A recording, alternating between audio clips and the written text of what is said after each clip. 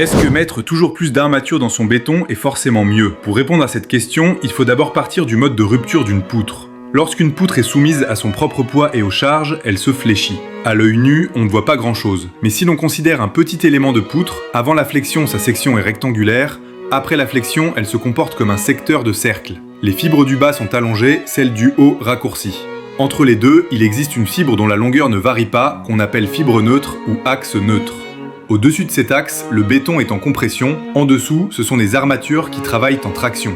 Si la poutre est sous-armée, c'est-à-dire que la quantité d'acier est trop faible, l'axe neutre remonte très près de la fibre supérieure. Quand le moment fléchissant augmente, les aciers en traction atteignent très vite la limite d'élasticité puis rompent brutalement. On voit alors en général une seule fissure principale, avec une ouverture très importante pouvant dépasser 1,5 mm. Et comme l'axe neutre est très haut, cette fissure remonte très loin dans la hauteur de la poutre. Même si le béton en compression n'est pas encore écrasé, la rupture fragile des aciers suffit à provoquer la ruine de la poutre.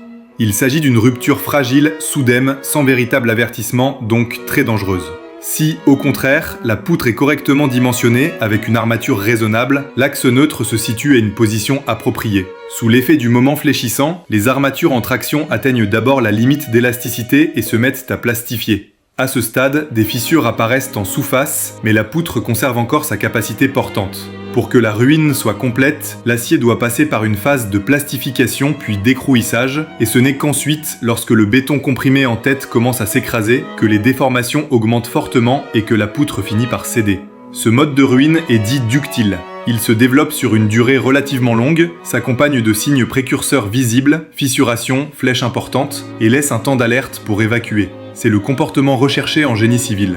En revanche, si l'on met beaucoup trop d'acier, la poutre devient surarmée, l'axe neutre descend très bas et, sous l'action de la flexion, le béton comprimé en tête s'écrase soudainement avant même que les aciers en traction n'aient atteint leur limite d'élasticité. On obtient alors, là encore, une rupture fragile sans signe précurseur.